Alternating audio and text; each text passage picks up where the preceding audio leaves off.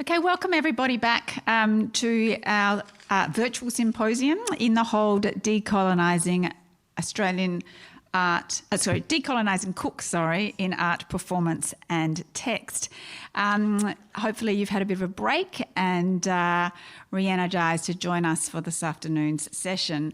For those of you who are joining us for the first time, I want to acknowledge that we're meeting on Kaurna country in Adelaide, South Australia, and pay my respects to Kaurna elders past, present and emerging. My name is Fiona Salmon and I'm the Director of Flinders University Museum of Art. And it gives me great pleasure to introduce now panel number 3. This panel is called Shadow Play and it will focus on the work of Unbound Collective. Now, Unbound Collective was formed in 2014 on Kaurna country and it comprises my colleagues Ali Goumilia-Baker, Simone Yalalkatur, Faye Rosas-Blanche and Natalie Harkin. The group's projections and public performance works enact memory and storytelling, speaking back to spaces that have silenced Aboriginal and Torres Strait Islander histories and identities, and that have denied First Nations sovereignty. Unbound Collective's critically acclaimed practice featured in the National New Australian Art in 2019 and was commissioned for the 2020 Biennial of Sydney called Niran. So in this session, they'll be focusing on the Tall Ships works that feature in the Hold exhibition here at Flinders University. And the discussion will be facilitated by Penny Edmonds, who is Matthew Flinders Professor and Dean of Research in the College of Humanities, Arts and Social Sciences here at the uni. Penny recently wrote on Cook's 250th anniversary for Island magazine with a piece entitled The View from the Shore, Cook 250, the Kalora Medal and Pacific Sovereignty Performances, and that was published in 2019. So without further ado, please make Penny and Unbound Collective welcome. Thank you.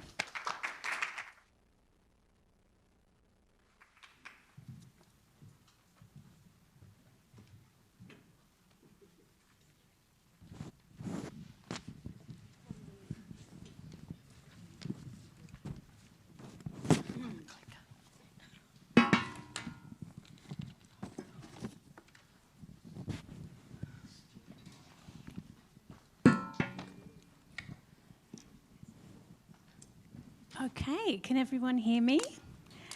For people who are online and who have just tuned in, or for people who are in our small and wonderful audience, we're on Kaurna land and we want to acknowledge the traditional owners and custodians, past and present and future, and I just want to acknowledge land and sea sovereignties never ceded. So it's a huge privilege for me to speak with Unbound Collective with you.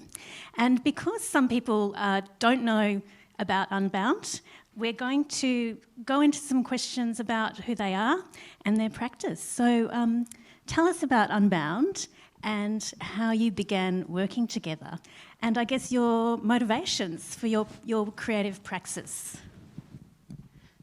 Hi, thanks Penny. I'll start. My name's Ali. And we, these deadly women and myself, have worked together and in higher education for over 20 years. And we all were working together in Yungarindy First Nation Centre, which is here at Flinders University. The idea of performing and collaborating and making creative work was really in response to what does it mean to be in an institution that it stems from colonialism and in some ways continues to actively participate in the violence of colonialism on our communities. What does it mean to teach anti-racist pedagogies from within that space? How do we think about historical trauma? How do we understand our memories as Aboriginal people within institutions? And, you know, what are the ideas that can help us be free collectively as communities of people? And what are the ideas that continue to bind us into the future. And so we started with thinking about those philosophical moments. We also thought a lot about the archive, and I'll let my colleagues talk about that. My family, I've done a lot of work reading my history, like Fiona Foley talked about in her first. I've spent a lot of time in my undergraduate and my master's and in my PhD on reading my own histories of Mirning people and thinking about a creative response to that. So it's a long time arriving. We've all had those academic journeys individually, a long time arriving together in a place where we felt safe together to continue that. Nats, do you want to help say? Yeah, I have to agree with you, Ellie. I'm Faye Roses Blanche. I'm Yidinjima Barbara. I'm from the Atherton Tablelands. I'm a rainforest girl. I've been down here, though, since, I don't know, 2000, no, probably the 90s, because I did my educational kind of uni journey down here. Had a couple of kids down here, so I've been here for a while. But in talking to, you know, the sisterhood, I guess you could say, and the joining and the connecting with each other was purely based on the fact, I think, that when you're in an academic kind of space, you often don't get the opportunity to speak to each other, let alone speak about what kind of research you want to do. It's always those kind of words that floats in the wind, and you sort of, you know, bump into each other in the hallway and you go, I want to do this, and then suddenly it's gone. That stuff is left there and you can move on to the next stage. And I guess what this allowed us to do, particularly when I think about the Unbound Collective, what it's allowed us to do is actually come together to unpack some of our thoughts, to not be silent about our voice, to allow our own knowledge production to centre who we are as peoples. And I think that's how I felt about the Unbound stuff. So, you know, these are some brilliant women here next to me, like Deadly. Okay. Hi everyone, my name's Natalie Harkin. I'm an Arunga woman from South Australia. I have got connections right across South Australia through forced movement between various missions, which is very typical, as I say to students and people, very typical to our histories in South Australia. So Penindi Mission, West Coast, forced movement down to Raukin, or what was known as Point Macleay, and then forced movement back up to Point Pearce. That's where my nana was born. It's where we identify with Point Pearce because, and Narungga country, because that's where a lot of our family are buried. It's where the memories are, the living memories of my nana, and I won't go too much into that right now, but I joined this very deadly, beautiful group of women in Yungarendi in 2014 or 13, I can't remember. And prior to that, was working at the other institutions, University of Adelaide at Wildiello and David Unaipon College at UniSA. But a long history of knowing who are the other Aboriginal people in the academic space. There's very few of us in academia, very few Aboriginal academics, certainly fewer with PhDs. And I think one of the best things about joining the Yungarendi team, other than working, you know, always being drawn to incredible thinkers here at Flinders University, but I was doing at the end of my PhD at the time, but I honestly don't think I would have finished it hadn't it been for Ali and Faye and Simone. And we were all just thinking about the beginnings of Unbound. We were all doing our PhDs and we were all engaging in creative research methodologies in very different ways, but also we were engaging in colonial archives and those kind of historical interrogations of the state and how they represented our families. So it was very personal, but it was also like something connected us collectively through our research methodologies and also our friendships. And I guess what I bring to the Unbound Collective for me as my main creative practice is through poetry, and those kinds of poetic responses and interrogations of archives and yeah, that kind of more textual, that form of text, yeah. Right. And my name's Simone Ulalgatura. I met you all when I gave the acknowledgement. I'm from the Yangundjara community and I've resided on Ganyata for all my life, but gone back to country all my life. Similarly to my sisters, really it was that journey of the PhD, but also acknowledging the sort of the individual gifts that we have as artists, but also the work as scholars, and really acknowledging and connecting to the ideas. In a sense, my sisters also made me brave in the sense of engaging with theoretical concepts that perhaps I wasn't necessarily trained in, because my background's in education, but I'm also a performer, and so what we came to realise that individually we're strong, but collectively we are powerful.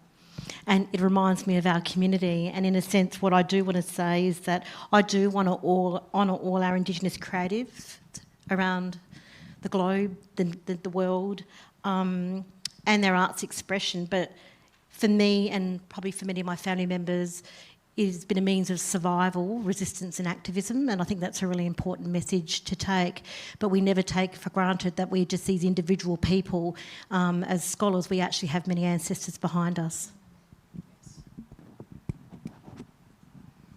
Thank you so much, Simone. And academia, especially in the humanities, is too often seen as a sort of solitary pursuit, and so I love the way you support each other and the way you work together and have grown together, and you have a collective called Unbound. So I'm wondering if you want to reflect a bit more on the concept of Unbound for the audience.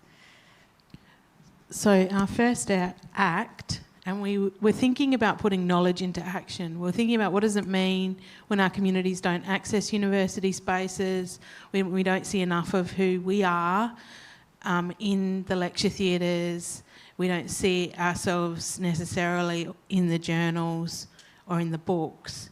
But we wanted to see if we could bring the things that we'd been thinking about but also reading about from overseas, African American and other Indigenous peoples from all over the world, their writings, post-structuralist philosophy. We were interested in all the ideas that could potentially help us in this philosophical dilemma that we find ourselves in, of how to change the world and do it very quickly in ethical ways, you know.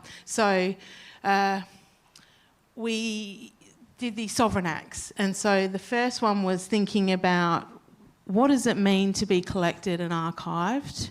What does it mean if you are a human and you are collected and archived? And what do we say from inside the archive, speaking out to our other ancestors who we find in the archive? And so the act was called Bound and Unbound Sovereign Acts, Decolonising Methodologies of the Lived and Spoken. And it was in an industrial kind of opposite a bacon factory in an industrial estate in Adelaide on Kaurna country, but very much in an independent run gallery. So we were allowed to take, Fontenelle were allowed to take risks, and we decided we were going to do singing, film, we performed, we made whatever we wanted, and I said it's experimental, it's risky, we can take as many risks as we want. And we had an incredible response to that. But we decided we needed to shorten our name because it's a very big mouthful. So we've gone from Bound and Unbound to Unbound. Yeah. Do you want to add anything? And I think Act 1 was really quite pivotal because we were also really thinking about how we can have conversations with our communities, and that's with each other, but also the Aboriginal community. And one of the critical parts that I really loved, it's not in the images here, but on top of the building, of course, we had to have an Aboriginal flag, and we also had a banner that said... Occupied and enjoyed. And that was really referring to the letters patent around the province of South Australia. But what was really important about that is that Aboriginal people in the community actually ended up walking into the gallery who probably wouldn't have necessarily walked into the gallery space. And that was really important, that we were able to connect with our communities in a way that often institutions like galleries or museums can be a place of violence can be a place not necessarily accessible, and so that was a really important critical conversation to it. One of the things I really loved about this particular performance, I remember our little sort of performative dialogue about who speaks and who listens, and it was really thinking about how our knowledge is represented, how we're archived, and part of that was also, I've heard ob shops a fair bit today, and so obviously that's a really good source for creative work, and so we inherited discarded museum archive record, and of course we thought that was amazing. And so part of that process was also getting the audience to actually sign in to this archive as a record of their engagement with our performance. Again, about thinking about what does it mean to be documented, and for ourselves, how those archival histories impact our intergenerational stories.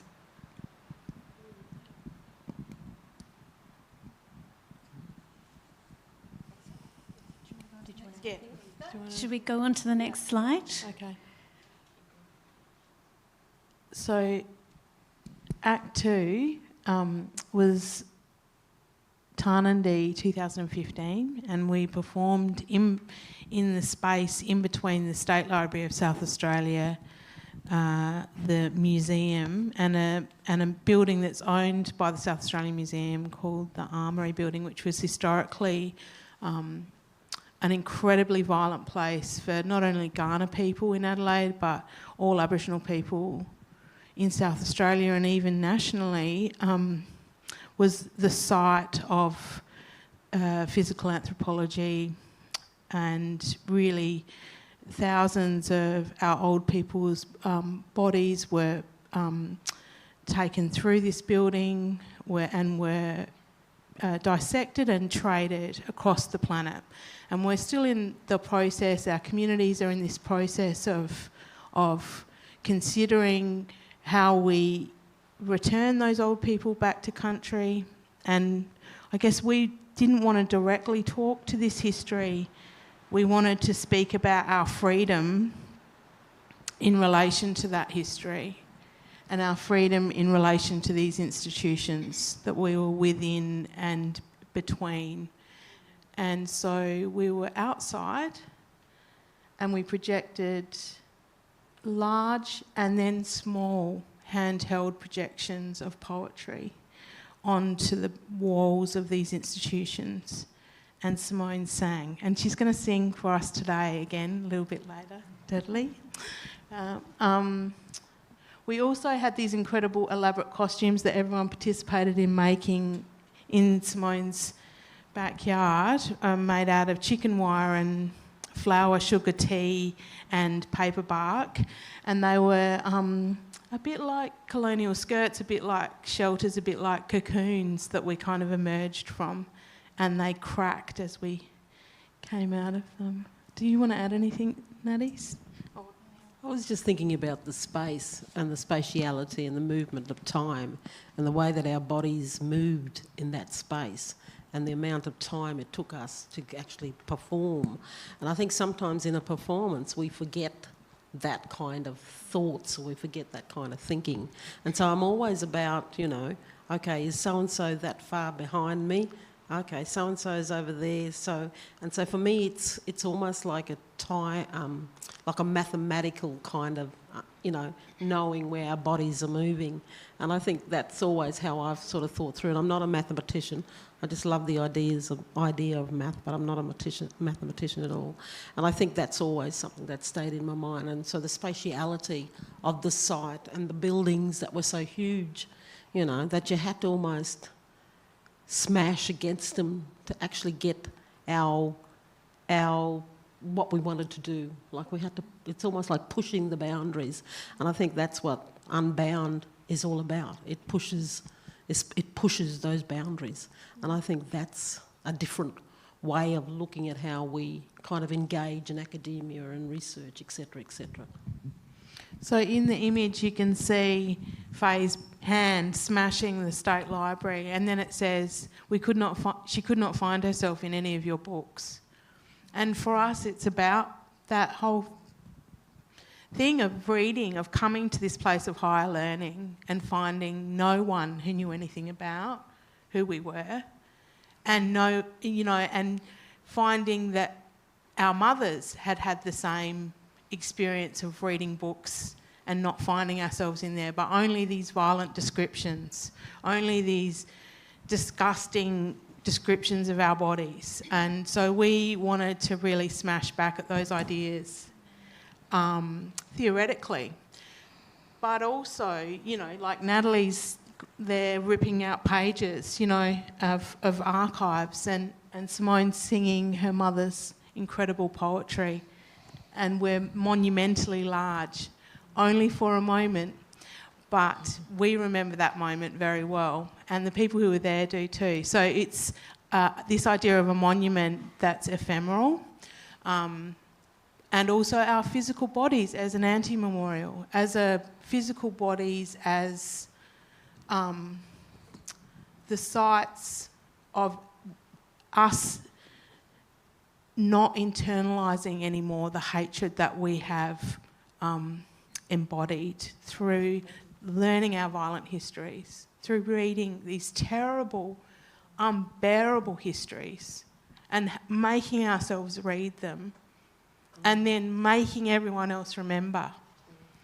And bearing that weight, the only way we could do it was collectively. The only way that we would ever be able to do that is with each other, because we also laugh and we have so much love and respect and ethical kind of responsibility to each other, intergenerationally ethical responsibility to each other. We know each other's families, and we're not about to abandon each other in a really unsafe space.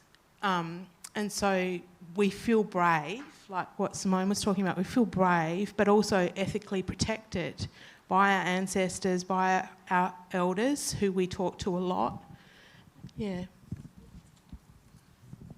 I hear the emotion. It was such an emotional performance, actually, but being there together, we all felt incredibly calm. I think the build-up was probably, we felt more fraught. I mean, it always is when you're putting on something felt very epic for us and for me as a non-performer. It felt quite epic, but we felt very calm in that space as well. And yeah, I like the ephemeral nature of the way we can leave an imprint and we know it's there, and it's actually shifted the space for us because of that imprint that's been left, and also that what that does is we are sending messages of love. It was deeply loving. We weren't there, yes, we were smashing the institution, but we were doing it in also a very gentle, loving way. But the ideas were very strong, and very that counter narrative that we were trying to get across. But those walls too, they're limestone and sandstone walls. They're permeable. We could project onto them, and we just felt like we were reaching our ancestors who were locked behind those walls, because the South Australian Museum still contains so many of our old people, and also contains our objects, our data cards, our blood samples, hair samples, body casts, Ali's family. And, so that repatriation of love, and just to say to them, these objects are alive for us, and to say to them, we know you're there and we love you and we're going to honour you, and we know that communities are fighting for you, but we love you, and that's what we wanted to get across through our poetry and our projections. And honestly, I can move through that space now and actually feel different. I feel like something's ruptured and shifted for all of us personally, because of being able to do it in that ephemeral way. And I think also we've also encouraged, or we work quite closely with elders of whatever community we go into, and I think that's the respect and the protocol, but also the love. I think, and that's also very important for us. Uncle Lewis and Michael and et cetera, Steve. Mm. Thank you. It's incredibly moving and incredibly powerful. I think too often we hear phrases like speaking back to empire, and we don't think enough about what that really means in terms of performance and performativity. And, it's deeply transformational for you, clearly. And also I think often performances are risky. and they take a lot of emotional work. But I also like the way you talk about love and the deliberate emotion and intent built into your performances. And, well, let's carry on. And we've got a few more slides. So these particular slides are linked to Tanadee's performance as well. We decided that, well, actually our first idea is that we wanted to hire a billboard, but we couldn't afford it because we wanted to make this grand statement about being on country and our connection to country, but also the importance of sovereignty. Instead, we managed to afford hiring 10 bus shelters, and with those bus shelters we had images of Faye and myself, which also has the tall ships, which Ali might want to talk a bit about. And we wrote love poems on those bus shelters, and every bus shelter said we're on Kaurna land. And for the idea that you talked about, Penny, for risk, Faye and I were really nervous because we were that sort of the public representation at bus shelters where people will view them. We had no idea how people would respond to them. I was worried about being graffitied. And we only had one tag, and I think that is the one with the one little tag. And Faye might want to talk about this particular image here at Glenelg. But that was really about sending our messages out into the public arena, and also having like a public conversation. Even though we weren't physically present there, our images were present there. But it was also about loving our black bodies and loving our black, well-rounded bodies, where particularly our bodies have been represented in certain ways. So that was really important about affirming our Aboriginal womanness as well.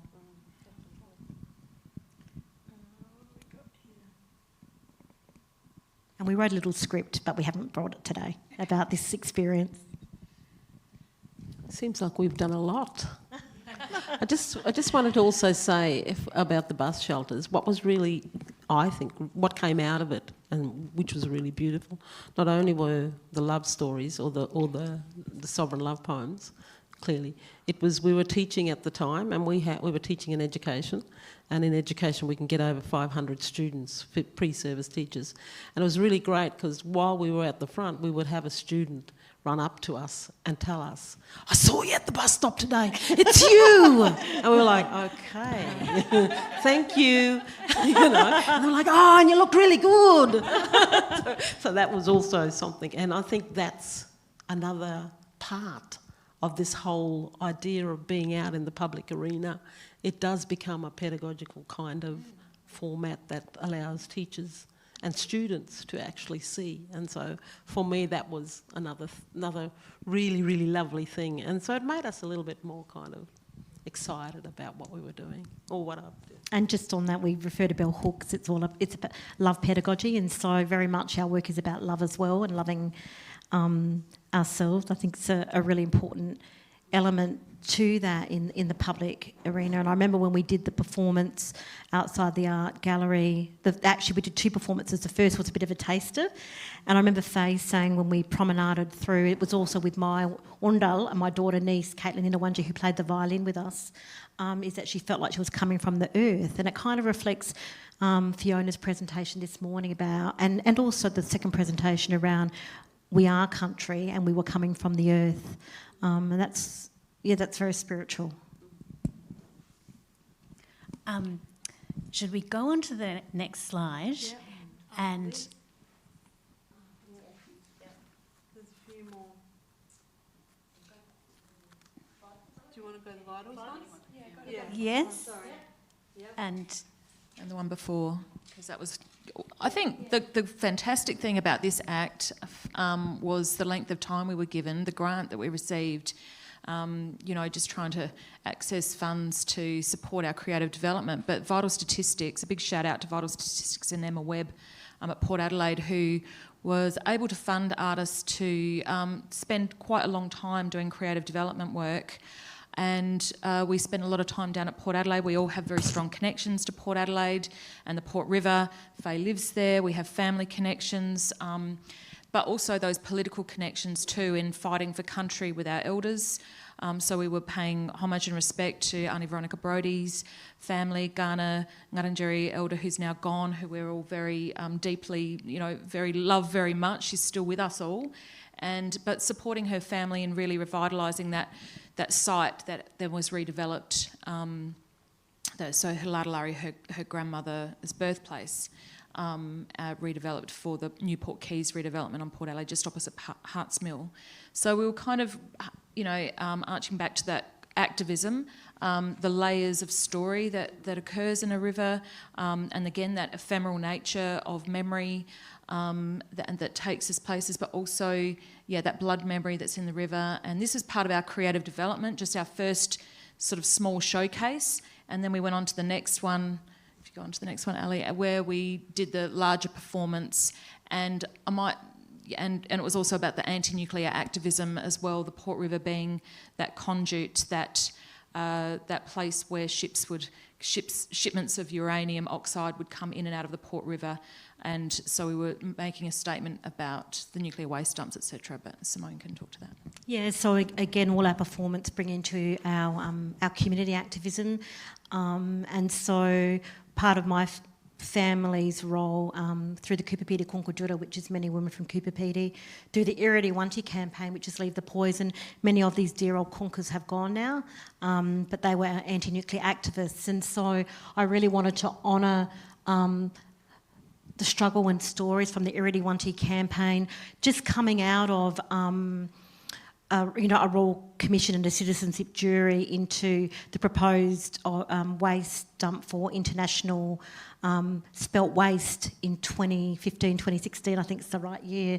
So I do need to honour my two Gungaros, my two sisters, Karina Lester and Rose Lester, the daughters of my late uncle, Yami Lester, who really talked about his experience of being in Maralinga and the effects of the black mist and the fallout. What was really beautiful about, and I really love this image, what was really beautiful about this is that we composed 2 new songs for this particular performance, and we did a bit of our creative work in the drama school here, and we brought the incredible singer-songwriter Dr. Lou Bennett from Titters, if you know Titters, and she's a scholar, language activist, and so we actually developed a new song called Purple Flowers about honouring the Iridi Wanti campaign and the fight against protecting country. But we also wrote a river lullaby honouring the river, and Uncle Lewis's story. That was a lot of his ideas that came into the lullaby as well. And it's funny when creative development happens, because I was in the car and all I could hear was the tune of a lullaby, and I thought it's a river lullaby. And so we worked together as a collective to bring those songs together with Lou Bennett. So it was a pretty special performance. Should we move on to object, that the one that you were going to speak about in particular, Simone? Yeah, sure. Should we do that, or would you like to? Yeah, okay. So I'll do this one, and then I think we're going to show a bit of the tall ships after to talk about the core work that we're actually talking about today. So here's the back of Cook, an artist representation, which is currently in the Art Gallery of New South Wales, and we were invited by the Museum of Contemporary Art by Chloe Bullen, amazing Noongar curator, and real again giving us complete freedom to kind of speak our truth in the space. And we decided we wanted to work into the colonial wing of the Art Gallery of New South Wales, which is a really uninterrupted narrative, not only of colonialism in New South Wales and that really potent site, but obviously the previous slide with the incredible Gadigal Eora community in La Perouse dancers, and Auntie Rhonda Dixon and her daughter, and just the honouring of, and so the skirts, I mean, Faye, you might want to talk about it. They gathered this material. Yeah. What I really like about the skirt, I've been trying to think in my PhD about materiality and the way that tacks how you feel something and the way that it can actually be, I guess. So Simone and I went across, I think it was a few days earlier, a week earlier, and went with the young guy, Wesley, Gadigal young fella, and went on country and got some really beautiful branches, tree leaves, etc. And we always put on top of our skirt leaves or branches from country. And so from that country we had some beautiful blue gum tree leaves, we had some beautiful, I can't even describe some of it, the thing, it was so gorgeous. But what was really good about that, and being on someone else's country and having a young person relate his story or his country to us, was the ability to actually hear about Bush Tucker, to hear about Creation Story, to see where they were going to put this big monument of Captain Cook. It was like, what the? And so, you know, just to think about, and the money that they were going to spend on this, so it was like, what the heck? But in amongst all of that, just the ability to smell, to feel, to hear, you know, those senses that we don't think about when you're kind of being a part of something. So I've been really thinking about the materiality and the stuff that we use when we put it on our skirts, which are made out of bamboo. So I've been trying to kind of work through that one. But it was beautiful. The flags, look at it. So you can really smell them. When we walk past the audience and we'd brush people, you can smell this smell and the smell of the smoke. And the curators had conniptions about us having a little campfire. And I said, oh, you guys have built a Greco-Roman tomb on their country, but a campfire's freaking you out. And we had a kind of butt up with the guy from the Botanical Gardens on his lawnmower. It was like Big lawnmower. wanting to mow right where we had a little fire. So, you know, you want us to be sovereign, but still it's like involves about 50 trillion emails to get a campfire going in front of this Greco-Roman tomb with all of the Donatello, Michelangelo, all the Ninja Turtles were up there just right across the top. And, you know, it was kind of like we pretended that this was a guerrilla thing, but they'd already fumigated our dresses the day before to get any bugs in case they went on the paintings, which is, you know, like, so we just, looks like we walked out of the bush. Woman bush. At one with the, you know, but we were in there to project resistance poetry onto, I projected resistance poetry onto the shearing of the rams. And that was me in that painting that I'd studied in Year 12. This is Australian art. This is the canon. We were there having our own conversation with these works, these national narratives, and this includes Cook, that are really important. You know, you can't allow this conversation to be polarised. This is an incredibly complex conversation. So what I really appreciated about our colleagues from Hawaii was this incredible provocation and discussion. That's what needs to be happening all the time. That's the role of universities, that's the role of humanities.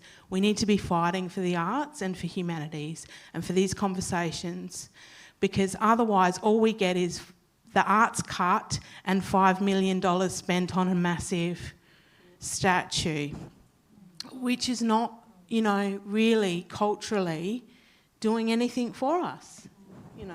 But anyway, sorry, I went off on a tangent, but I wanted to get that. I think we need 3 days, like Greg mentioned with the other panel, to keep talking. So I hate rushing you through. Okay. But I want to move to Simone, who's going to sing. Oh, no worries. So, as you can see, and I'm sorry, I don't know if my sisters know the artist who has this very large, a Māori artist who has this incredible large statue of Captain Cook. So I was fortunate as part of our performance, because most of our performance is quite silent, but we always have an element of song in it and the violin. And I do need to acknowledge the late Lily Sansbury. I actually sung this song for her with Carol Carpeney in the 1990s. She had a one-woman show. So I think it really resonates to our whole symposium. So I'm going to stand up because it's better to sing standing up. So it's called For Aborigine. This way? That way? Oh, okay. Okay, thank you. So it's For Aborigine. Culture, tradition,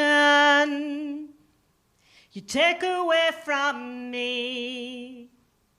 I said that man, he was playing a game.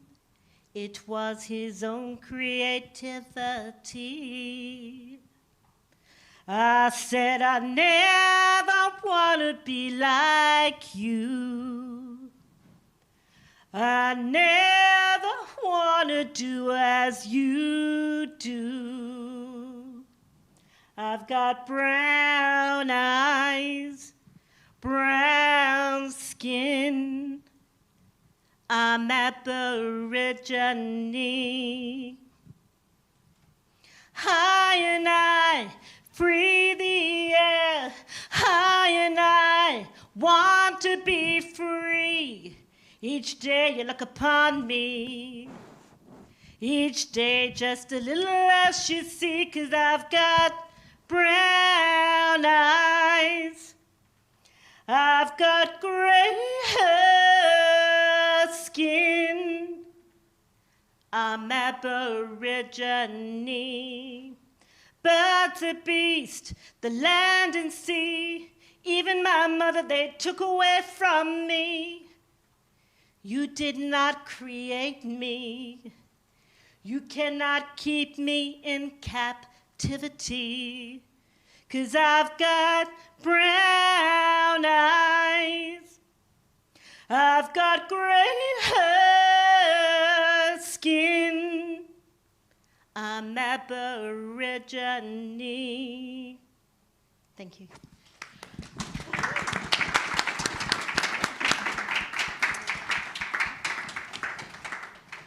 Thank you, Simone.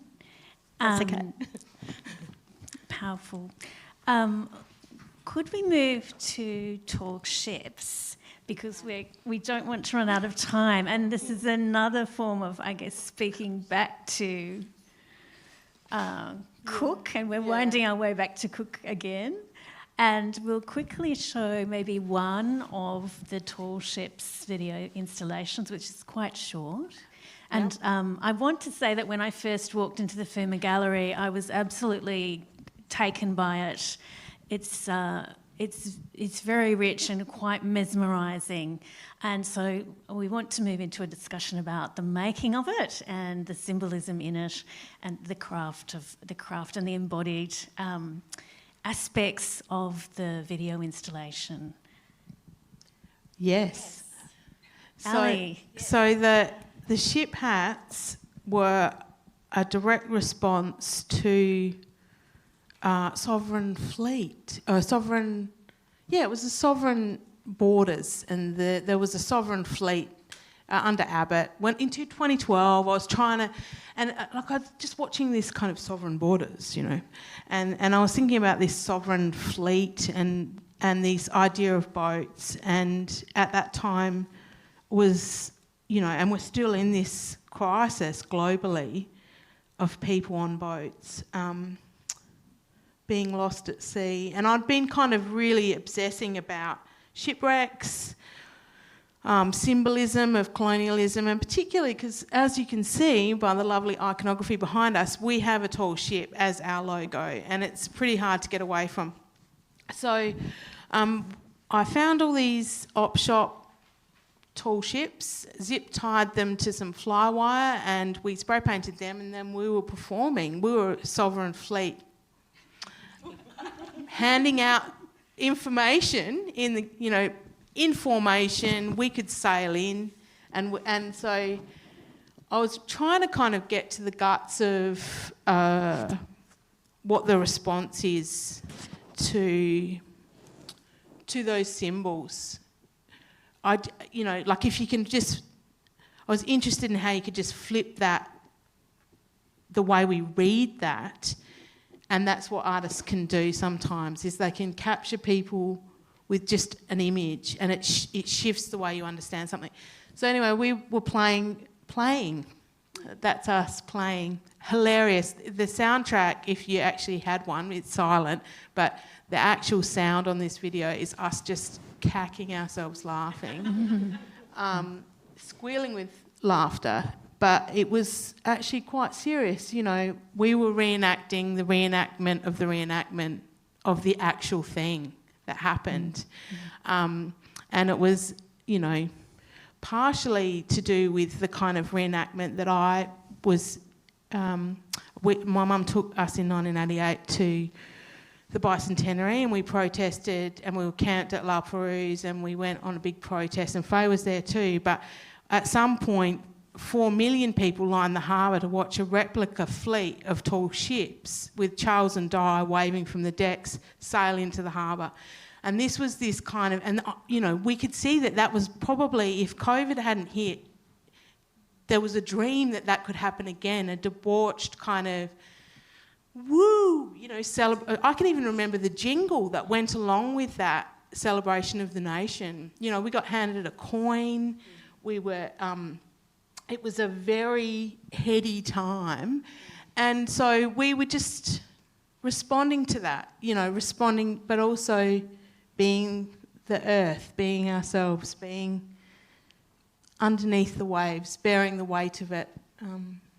Yeah, when I spoke to you about this earlier, you were talking about the ship on the head as bearing the weight of colonialism, but we're also talking about tall ships, the symbolism of the sails billowing as like settler first arrival, but overturning that, and also thinking about what's in the hold and what's hidden, and there were those the aspects of hidden history that you were referring to.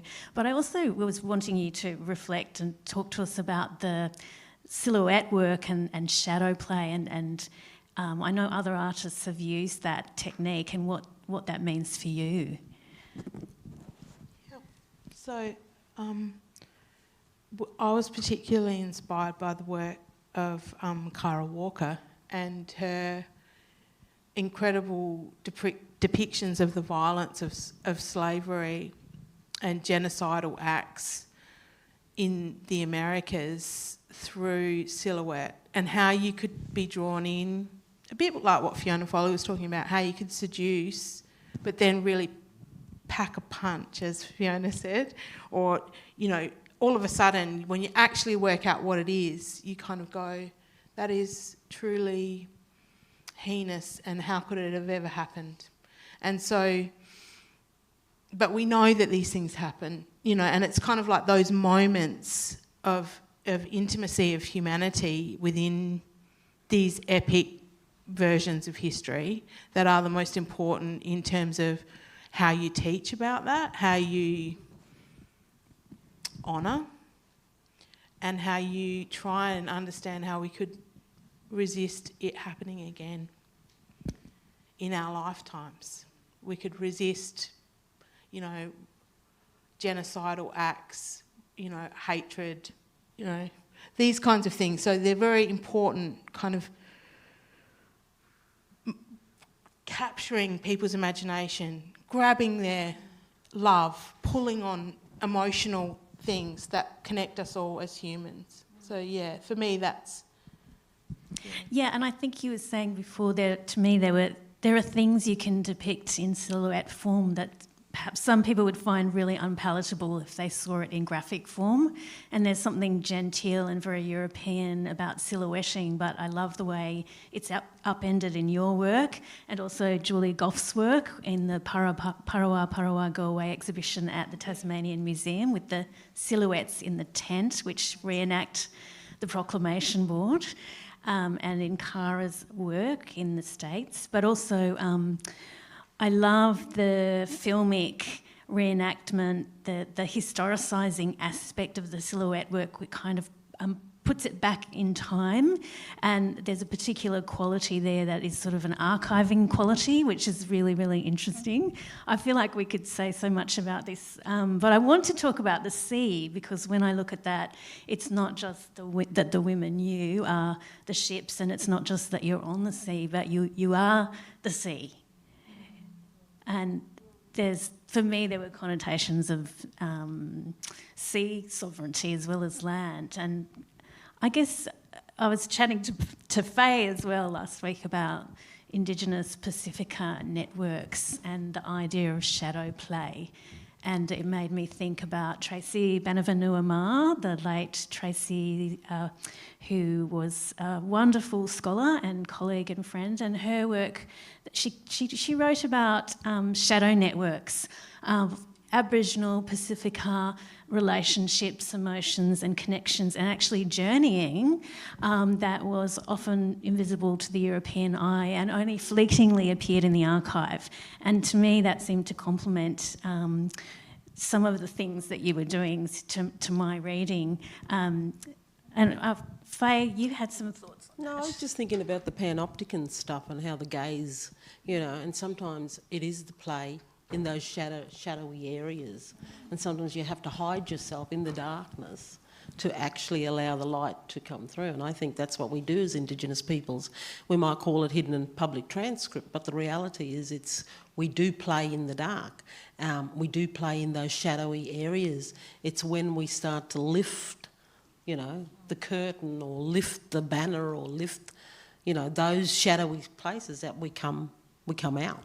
And I think that's the beautiful thing about the Unbound stuff and that piece of work. Now, while we were having fun, and it was great, and we were cacking ourselves, and it was in a chook shed at a friend's place, and it was like kuna everywhere, chicken kuna everywhere. We were like, okay, how do we dodge this? So it was almost itself playing in the shadows again. And then to see the joy that comes through from that film. Like, I didn't know that was how it was going to be. We just did what Ali told us to do. And then, you know, and then the beautiful piece of work came out, and there's joy in that. Yes. And you're right, there is love in that. Yeah. And we have come out of those shadows. Yeah. Yeah. And clearly lots of humour in the chicken shed. I've heard the stories about filming in the chicken shed, chook shed. Yeah. Well, it was in a yoga house which was Yoga attached to a house. chook shed, but Okay. the chickens were coming in.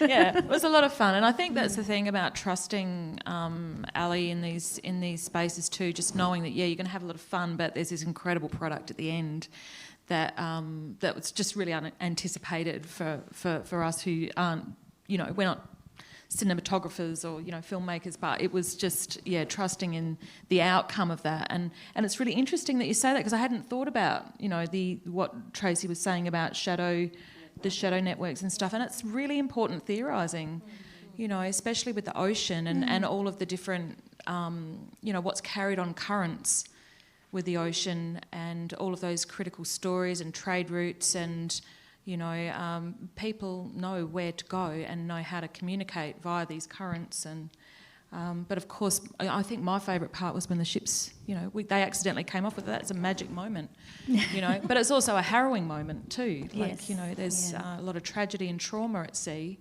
But we did think about, well, what if they didn't arrive? What if they didn't make it? Yeah.